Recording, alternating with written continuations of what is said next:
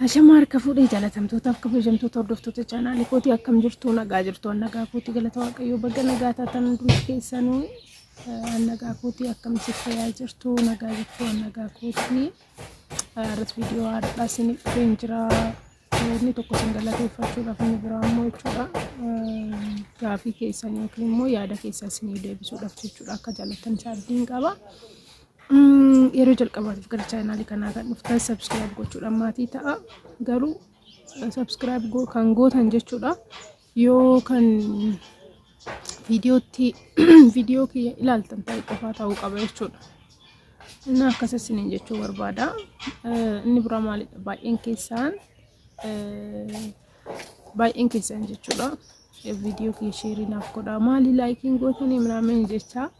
komentii warii barreessaa jirtanina gaarummaan keessaniif guddaa isin galateeffadha. Eenyummaa keessaniin beektan namni lapheen keessan qulqulluu ta'e yookiin immoo waan gaarii namaaf hawwatan waan gaarii namaaf yaaddan hin beektan eenyummaa keessan jechuudha. Isin galateeffachuun barbaada. Yeroo baay'ee jechuudha laayikiin gootanii maali harkatu isin dhukkuba minaamin jettanii komentii walumaaf barreessaa jirtan baay'een keessan jechuudha. Inni biraa immoo maalidha? Viidiyoo kiyya share waliif gootanii warri viidiyoo kiyya naaf ilaaltan sinan galateeffadha dhugaa isiniin jedhaan. Duraanillee yeroo baay'ee isinitti himeen jira ani nama 100 osoo hin taane kan barbaadu nama 100ti. Yoo viidiyoo kiyya seeraan naaf ilaaltanii laayikii naaf gootanii naaf jaalattan isaadha malee namni 100 isin ilaale yoo umaayyuu isiniif fayyadu ta'e jechuudha. Umaayyuu wanta isin jettaniif saniif hiddoon kenna yoo ta'e ilaalaniituma kan dhiisan yoo ta'e umaa faayidaan qabu isiniin jedhaanna galatooma. Kanaafin immoo kanaan hin dhiisne jechuudha viidiyoo hojjechuu hin beektanii viidiyoo kiyya chaanaaliin kiyya akkasuma chaanaalii guddaa tamalkaachii baay'ee qabu miti. Garuu immoo bakka baay'ee namni 50 yookiin immoo namni 20 komentii naaf barreessee yaada naaf kennu kun anaan akka waan na waliin jiranitti waan nan ilaaluuf akka maatii kiyyaatti dhugaa isiniin jedha akka waan qaama isin beekutti waan nan ilaaluuf hin dhiisu jechuudha. Ittuma fufaa chaanaalii koo yookiin immoo viidiyoon itti hojjedhu ittuma fufaa jechuudha. Inni biraa immoo baay'een keessan maaliif maatii kee waliin hin hojjettu? Maaliif qofaa kee hojjetta erga biyyatti galteeti viidiyoo minaamin jettanii yaa viidiyoozim jedhaniituma nama wajjin hin hojjetan dandeettiin nama saniitis barbaachisaadha jechuudha. Yeroo baay'ee anillee akkuma keessan nan argaa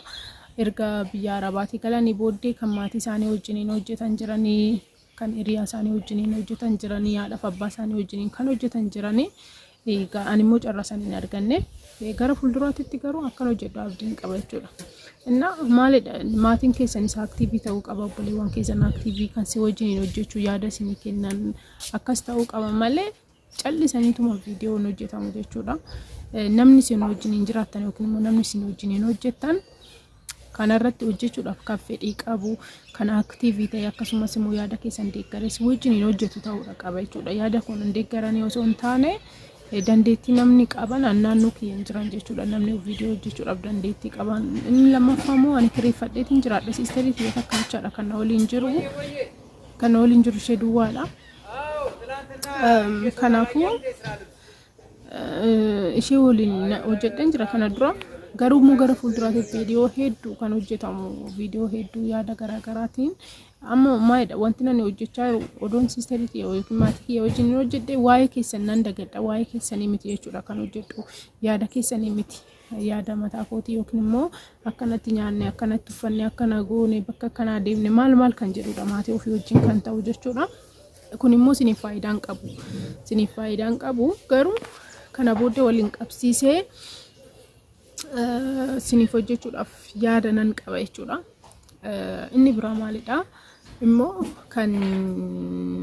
yaani na barreeffame anis ergu ijoollee hedduu shamarran hedduun jechuudha dhugaa isiniin jedha rabbi yaa waan beektan hundumti keessanuu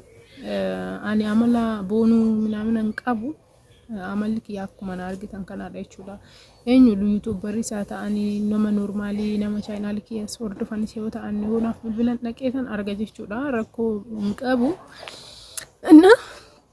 Kana booda durallee gara nama 10 olii bishooftutti argeen jira jechuudha yuutuuberoota lamaan tokko akkasumas immoo namoota yuutuuberiin taane tiktok irratti yeroo laayivii galu kan barreessan tiktok irratti warra na hordofan wajjin viidiyoo hin hojjenne malee garuu dhaqee wal argee jira isaan immoo dandeettii viidiyoo hojjechuu hin qaban jechuudha na akkasisiniin jedha ani iddoo garagaraa deemeetillee viidiyoo hojjechuudhaaf fedhan qaban ture biyya garagaraa deemee yuutuuberoota garagaraatti wal arguudhaaf jechuudha garuu yuutuuberoonni hundumti akkuma kiyya amala kiyyan qaban isinii galee miti ani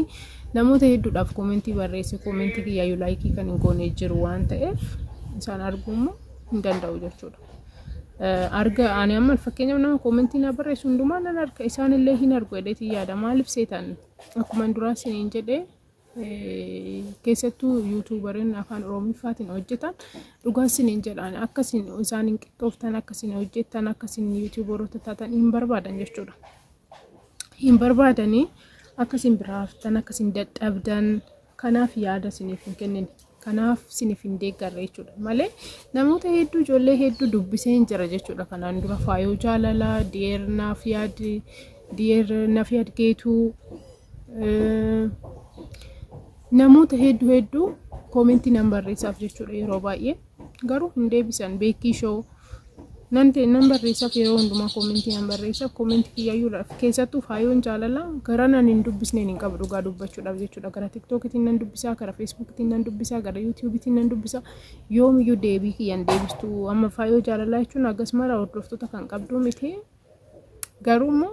akkuma isiniin jedhee yuutuuberoonni hundinuu akka tokkotti yaadan jechuu kiyyaa miti keessattuu yuutuuberoonni afaan oromootiin hojjetan baay'isanii akkasiin jijjiiramta waan hin barbaanneef deebii keessa isiniif hin deebisanii isiniin jechuun barbaada inni akkasii inni maayidha ani rakkoo kamiyyuu hin qabu warri na arguu barbaadan baay'een keessan si arguu nan fedhaa bishooftuu nan dhufamnaan warri gara asallaa Ambo warri jirtan Shaashamannee warri jirtan Arsii Nageelleerraa Wallaggaarraa gara tilla ijoollee hedduun ani Wallaggaan jira ani biyya akkanaan jira ምናምን jettanii koomentii yeroo hundumaa nan arga jechuudha ani firiidhaaf yeroo barbaadanitti jechuudha yaa'u ani dhimma koo malee manaa gadi bahee Shaashamannee yookaan immoo ka'eetuma Wallaggaan deemu garuu akka carraa ta'e yeroo bishooftuu dhuftan wada arguu hin dandeenya rakkoon qabu isiniin jechuu nan barbaada akkana isiniin jechuu barbaada kanuma na fakkaata yanni kiyya irraan qabadhee isiniif dhufe kanuma na fakkaata abbaan bilbila kiyya baay'een keessan qabdanii bilbila kiyya isiniif laadheen jiran bilbiluu ni dandeessanii warri immoo maqaa bilbila kiyya koomentii irratti barreessuun hin danda'amu viidiyoon tokko garuu lakkoofsa bilbila kiyya namna asirraa argachuu ni dandeessan jedhee kan poosti godhee jira ji'a 4-5 dura jechuudha inni biraamoo maalidha maqaa feesbuukiitiin argachuu ni dandeessan yookiin gara tiktookiitiin gara maqaa feesbuukiitiin walalaa tikkuu jettaniitoo argachuu ni dandeessan maqaa feesbuukii kiyyaatti yoo na argattan gara meesenjeriitti isin erguu ni danda'a waan ta'eef bilbila inni biraamoo walee tiyuubii leelaa shoo kan jedhu tiktookii lamaan qaba isallee arguu ni dandeessan jechuudha gara tiktookiitiin illee na dubbistanii keessa isiniif erguu nan danda'a viidiyoon irraan qabadhee isiniif dhufe kana fakkaata akka jaallattanis abdiin qaba egaa viidiyoo ittaan amma wal arginutti nagaan haftaa isinin jaalladha isinin kabajaa turtii gaarii oolmaa gaarii isinin jedha chaaw nagaan oolaa sheerii waliif godhaa laayikii godhaa hin dagatina